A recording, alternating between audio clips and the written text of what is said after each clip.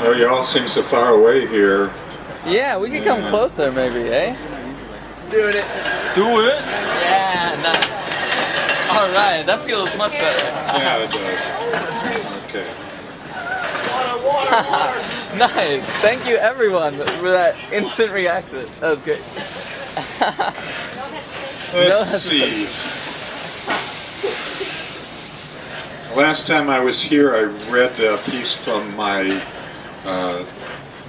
massive novel called Links in Time. Yeah, you did.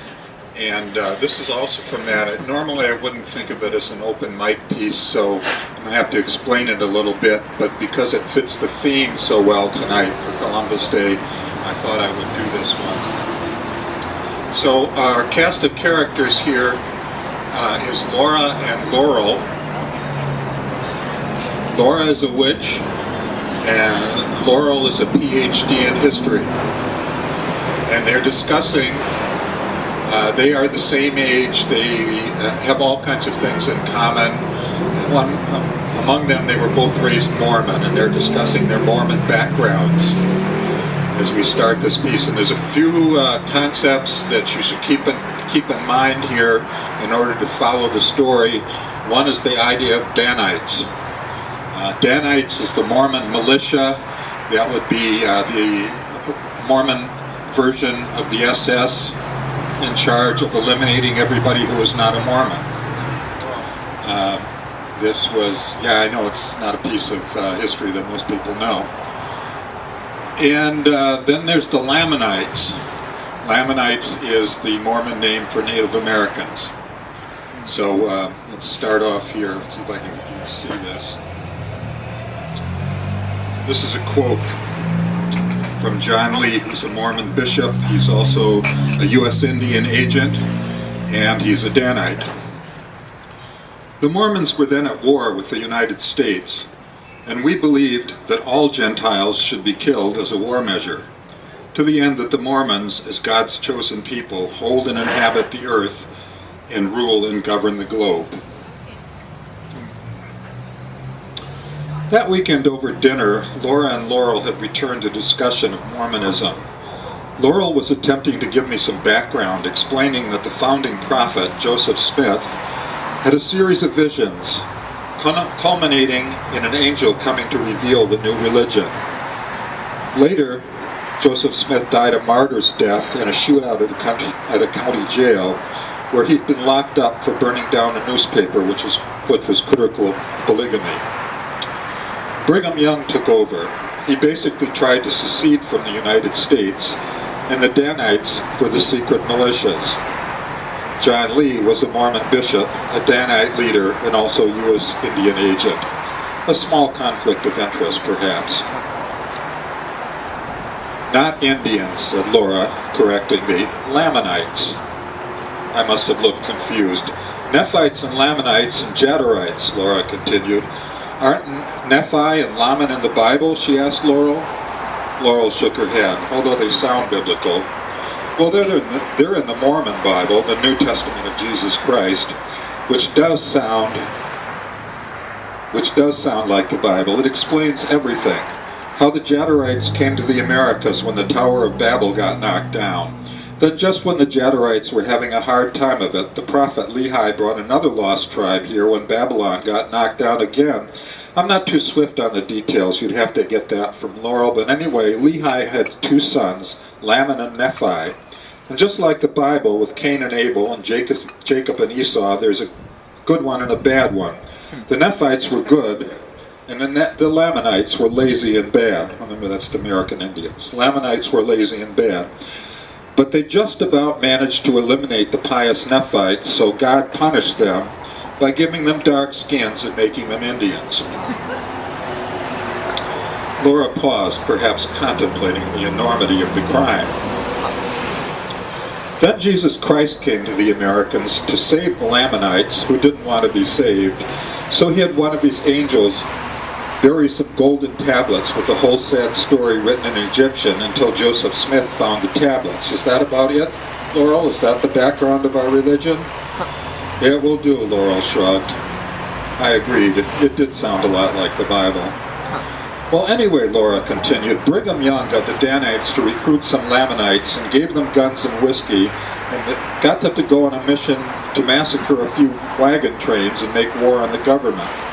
But the Danites and Lamanites lost the war, and the American government won and for some reason gave Utah to the church, and not a whole lot to the Lamanites except a couple reservations.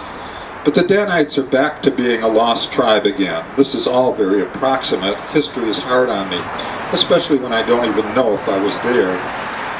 I remember something about the Indians. I remember something about how Indians were once thought to be lost Semitic tribes, I reflected. It was an idea current in the late 18th century, Laurel agreed. When Joseph Smith had his visions, actually it dated back much earlier, in I think 1644, a Portuguese Jew back from the Americas announced that he'd found the 10 lost tribes in Peru. They spoke to him, even recited prayers in Hebrew. There was a book published in 1775 called The History of the American Indians, citing dozens of parallels between Native American and Jewish customs and religion. I don't know how she remembers all these things, Laura mused. I always believe her, though. I made the mistake of asking if Hebrew migrations to America was a discredited idea. Laurel stiffened. Quote again, Egyptian seafarers left traces everywhere, from the mouth of the Amazon to the Bay of Guanabara. They are about 4,000 to 5,000 years old. Alfredo Brando, A Escrita Prehistórica do Brasil. Laurel was incensed. Discredited? By whom? Pretty much the same people who think Christopher Columbus discovered the place. My God, of course there were Hebrews in America. We have engravings in the Yucatan of beak-nosed men with Star of David earrings. When Jews fled after the revolt against Rome, some of them hid in desert caves and died there, and we have their bodies well preserved, found 1,000 years later, wearing clothes with dyes which are produced only by aphids which live on cactus in the Americas. And just about everybody else was in America too. We have pictures of Indians with crosses, swastikas, and yin-yang symbols. We have statues and portraits of Olmecs, so-called Proto-Mayans, that show some of them as thick-lipped and negroid, and others as tall, bearded, gaunt-faced white men with hooked noses. Laura and I exchanged glances. Not only was Laurel in academic mode, she was also obviously angry. Mayan runes depicting elephants with turbaned riders. The Maya used the same character system as the Hindus. Boomerangs were found in Tutankhamun's tomb and were used by the Mayan and the Hopi. We have accounts of Cortez's men being handed Roman coins by the Aztecs. Of De Soto encountering white-skinned Indians, the Mandans, who could converse in Welsh. Apaches knowing Egyptian. Algonquins had a trickster god, Loki, the same name as the trickster god of the Norse. We've got accounts of West Coast Indians, the Haida, describing their annual trading expedition to Hawaii. A 4,000-year-old Chinese book that talks about crossing the Eastern Sea, and 1200 BC Chinese coins being found in British Columbia. Wow. Ancient pre-Columbian maps showing the Americas in topographic detail, including major river systems. Flint weapons in California, carbon dated to 100,000 BC, validated by Richard Leakey. The whole Christopher Columbus discovered America and the first Native Americans crossed the Bering Sea 10,000 years ago and developed their cultures in isolation theory is about at the level of the world is flat, and the sun gets driven across the sky in a golden chariot. Excuse me, this is a burst of professional indignation. I could go on at great length. You see, said Laura, turning to me, that's why I'm jealous of her. No matter how I try, I'd never have the patience to remember all of that, unless it was about me. And Laurel goes on, as far as the part about Jesus Christ in the Americas, Laurel continued, that's just a variation of the same story as the Aztec Quetzalcoatl, Mayan Kukulkan, Hopi Pahana, Inca Viracocha. The only real question is, did these populations come as refugees, as traders, as conquerors? I commented that as bizarre as any of this might seem, it matched up with the images I was having in the dream time with the lynx. I don't suppose it's any stranger than believing I was Isabella d'Este and Laura was Beatrice d'Este back in Renaissance Italy, Laurel said. It shows how fair-minded we are, Laura responded. We both turned to Laura, not knowing what she meant. Well, the Mormons lost the war. Brigham Young said if he could only have 350 wives, he could fight the U.S. government just with his family. But we women let him down. We kept dying or going off with other men, so now everybody has religious freedom. We're all in America, and we're all very tolerant of each other. You can have your own religious beliefs.